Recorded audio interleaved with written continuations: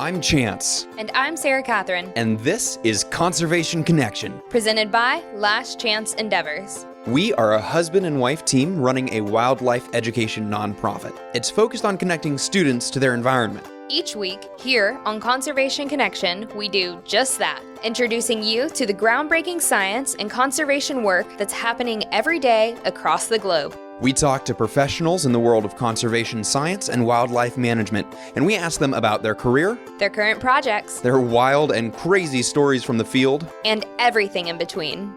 This episode is a collaboration with EarthX here in Dallas, Texas. EarthX is the largest Earth Day celebration in the world, and it brings in speakers from every corner of the environmental arena. Listen in to hear the stories of today's environmental titans, covering everything from environmental law, ocean health, renewable energy, clean transportation, and so much more. Let's get to the show.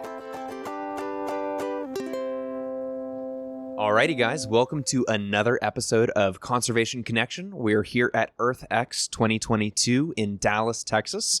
This is going to be a super fun episode. We are sitting down with Daniel Tonkopi, who is the CEO and founder of Delfast. Welcome to the show. Thank you very much. And I love to be here. It's EarthX, it's a huge conference, and this is my second time here at EarthX. And thank you for having me here. Absolutely. It is our second time as well, and we had a good enough time the first time that we definitely wanted to come back, and we're so glad that that's in person this year. Virtual is awesome and important, but being able to rub shoulders and be face-to-face with amazing interviewees like yourself is a huge plus. So, thank you. Let's talk about Delfast just real quick. What does your company do? We produce electric bicycles. And they are number one in the world. And not only because I'm saying that, but because we are the Guinness World Record holder for the longest distance traveled on a single charge. So we are number one in the world, like fastest bike. Like certified. Absolutely, with Guinness World Record certificate.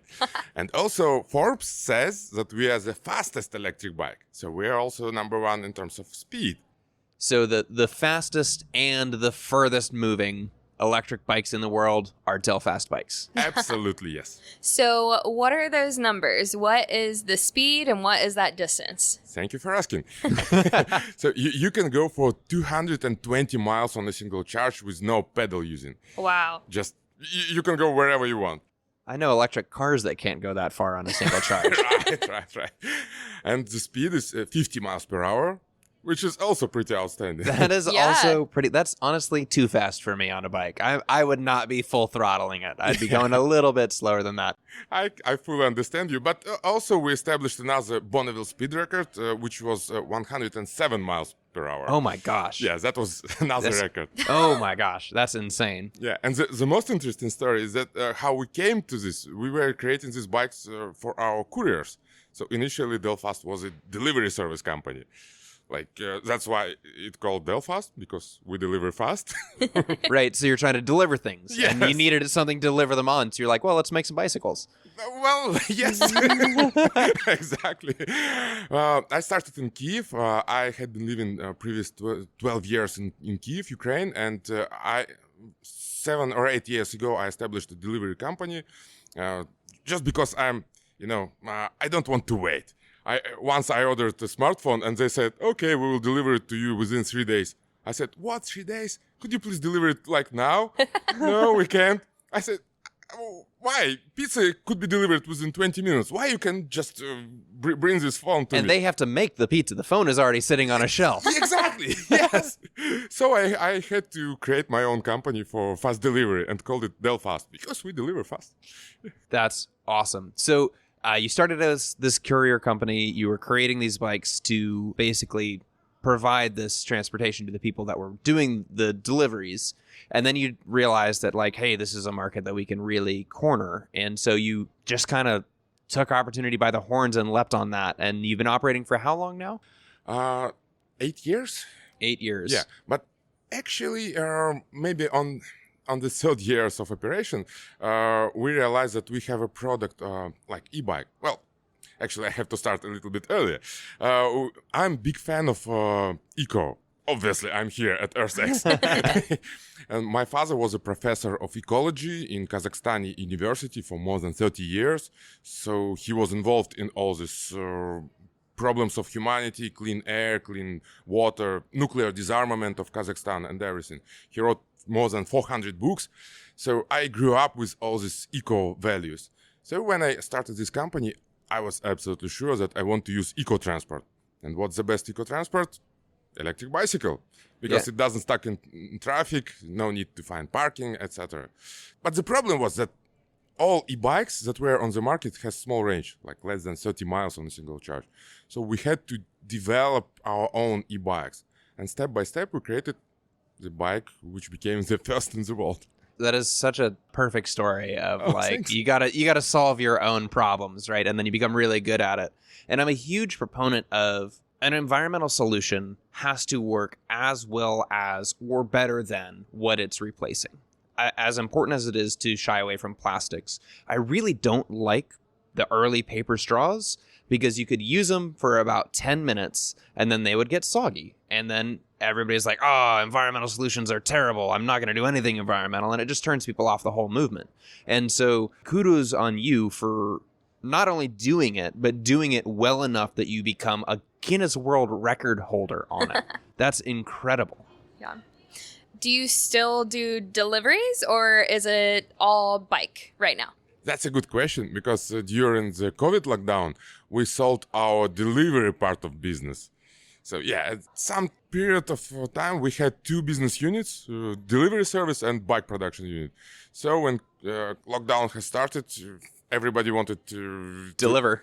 Deliver. Yeah. So we sold this part of the business. And also because we see bigger growth and bigger impact with electric vehicle production. And we are not also producing bikes, but we are developing all the brains, like electronics, like battery management system, controllers. And we are deep into the battery business, battery technologies. And this is all about future of transportation. Not only, bike with a motor, but I believe that within 5-10 years, all cars and motorcycles on our roads will be replaced to electric transportation. So, and we are in this industry. Yep. And it's a really important note to make. There's a lot of discussion on, like, are electrical vehicles actually better for the environment? And there's a lot of discussion on that, right? Because if you're charging your electrical vehicle from a coal-fired power plant, it's not a carbon neutral transportation system, but it has the opportunity to become carbon neutral once you change where your electricity is coming from, right? So yes, it would be awesome if we could snap our fingers tomorrow and there's no more fossil fuels and we're no longer contributing to this. But that's not possible. We have to look at transitional technologies that get us from where we are today to where we want to be in 30 years. And a bike that you can plug into the wall and charge up is that transitional technology, because today it might be powered by electricity from a coal plant. Right. But in 2 years, if we add more solar panels or if we add hydroelectric, other carbon neutral sources, it can be a truly carbon neutral transportation source. Yes, absolutely agree. And speaking about the environment, I grew up in Kazakhstan, in Almaty. It's the largest city in Kazakhstan. And it is a beautiful city surrounded by high mountains, Rocky Mountains. And this is also a big problem because there is no wind in the city. So all the emissions are staying over the city and doesn't go anywhere. If you come to Almaty, you will see the black air, literally. When I'm coming to my hometown, I cannot breathe. I have problems with my disease, with my lungs, so I can stay there just for 2-3 days, not more. And a lot of people have such problems. So there is a huge ecological catastrophe in Almaty. And as I already mentioned, my father was an ecologist. So when I became older, I realized that I can have some impact on this, that I can change this. This is not what's going to be like forever, the dirty air. And this is not the problem just of Almaty, but of all big cities. Absolutely. And, yes, and electric transportation makes our air in cities cleaner. So we can breathe with cleaner air. And that would be a good first step, right?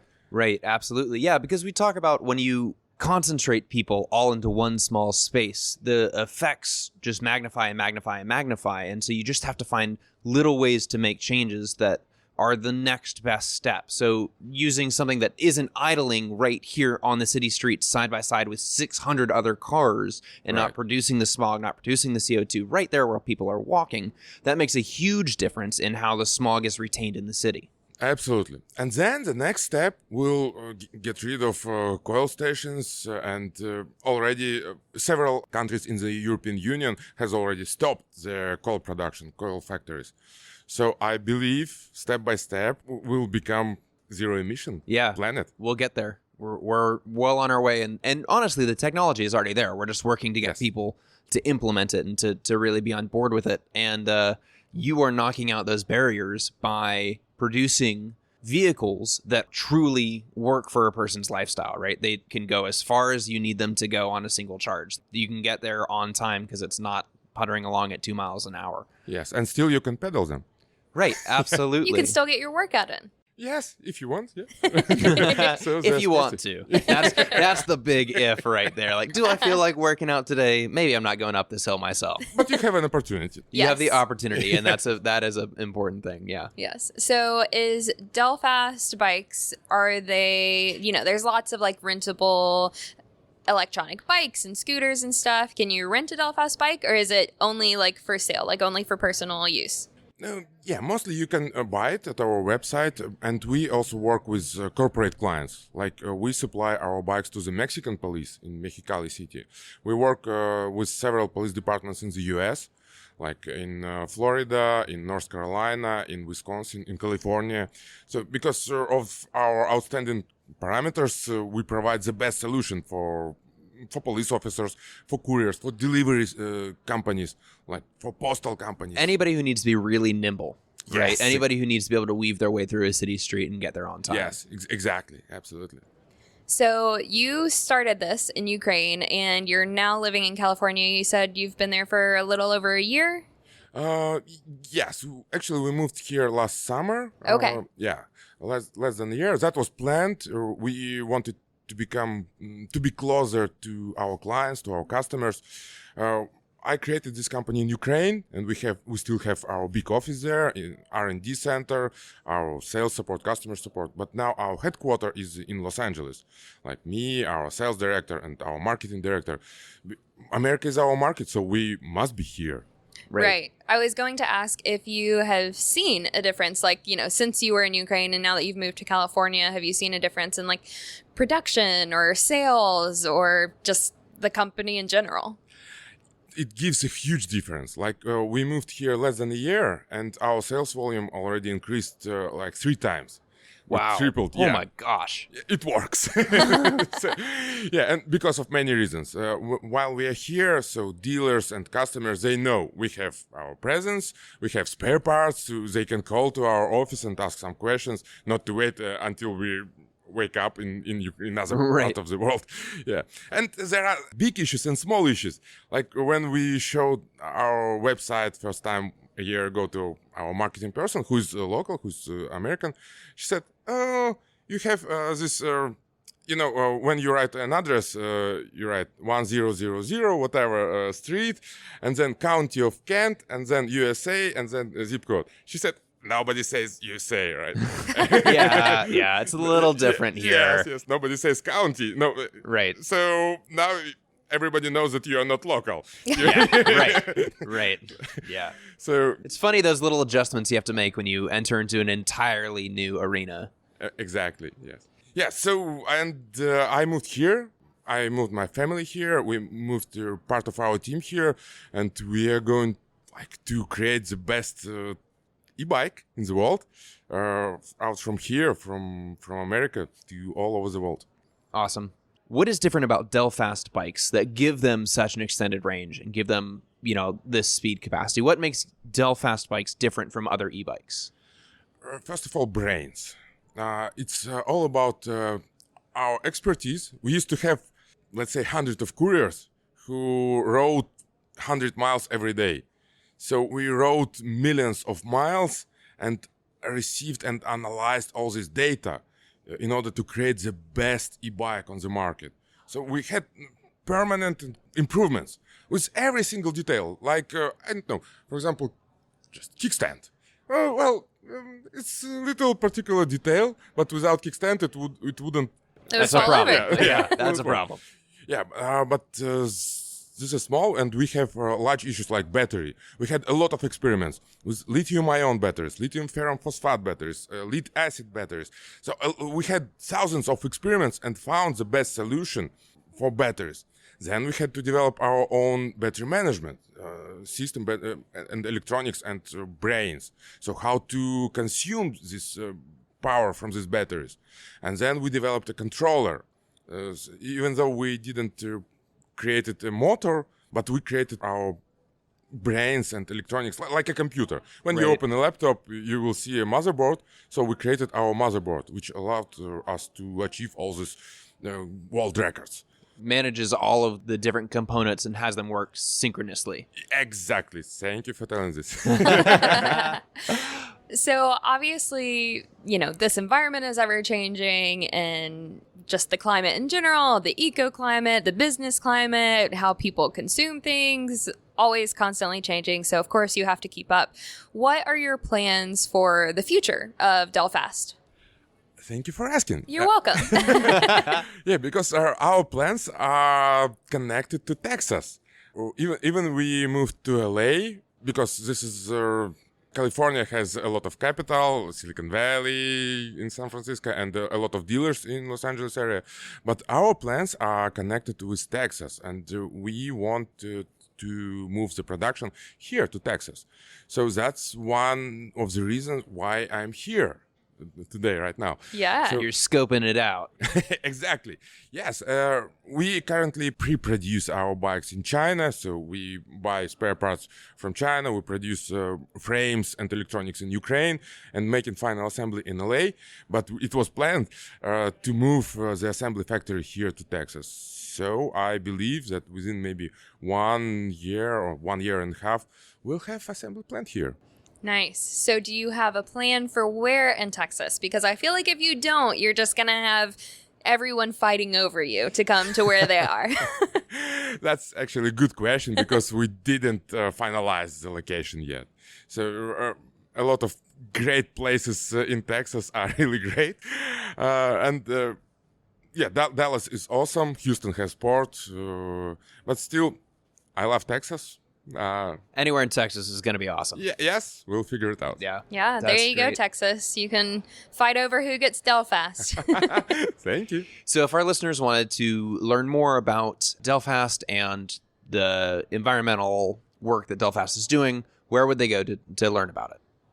Just go www.delfastbikes.com and you will see our bikes, our impact. You will see how much CO2 we helped to save. And just a little spoiler, as much as 6 statues of liberty Oh my gosh. in terms of weight. Yes. Wow. So, yeah, we are about the environment. And also we care about what's going on in Ukraine. Because, course. Yeah, it's terrible. Like Russians attack oil depots, refineries. They even attacked nuclear factories. That was absolutely insane. Yes, unbelievable. So we work now in 2 shifts. One is for our company and one is for Ukraine. Right, absolutely. How is that? I mean, obviously it's not been great, but how has that impacted your company specifically? I hate to say that, but we were prepared. The war has begun 8 years ago when Russia invaded Crimea. And after that, we realized, okay, now we are in the war. And during the COVID times, we prepared to work remotely. Then we always had Plan B, how to move our personnel out from Kiev, how to start working from America. That's why we moved to America recently. Yeah. So our production wasn't impacted. Like we were producing our frames in the west of Ukraine.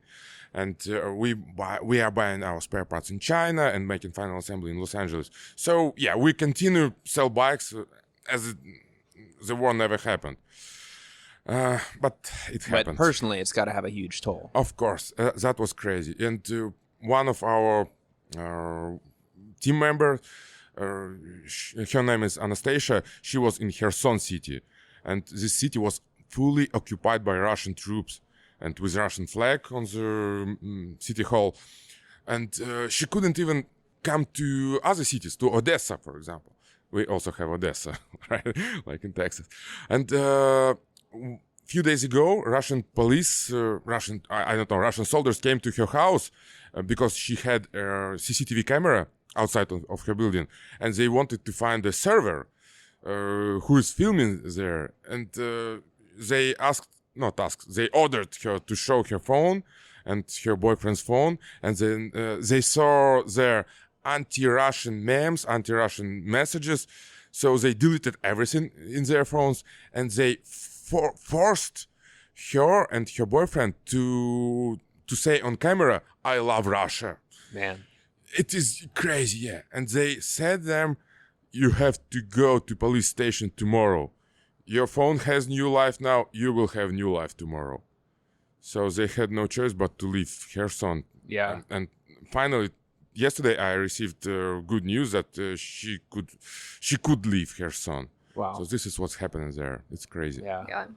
Well, we wish you and your family and your company and their families all of the best of luck and the hope for this. And for our audience members listening, today's date is April 21st, just so you know the relevance of this. And this will be one of the first episodes that we probably release in this EarthX series to keep up with the relevance and to get your name out there. Yes, thank you very much. Yes, and today is the Earth Day, and thank you for having me here. Sorry for this, negative connected with Ukraine. but this is Absolutely what's not. That's happening. real life. Yeah, this is how we live now. And thank you for best wishes, and thank you for your support, and thank you for having me here. It was so nice to speak with you. Absolutely. It was great to have you. Thanks for listening to this episode of Conservation Connection. If you enjoyed our podcast, go ahead and subscribe to make sure you catch every episode that we post. We'd love to hear from you. So, if you want to reach out, go to our website, lastchanceendeavors.com/contact, and shoot us an email. We love questions from our listeners, so if you heard something that you want to know more about, be sure to let us know. If you've got a minute to spare, leaving a 5-star review on Apple Podcasts will help other conservation-minded people find the show.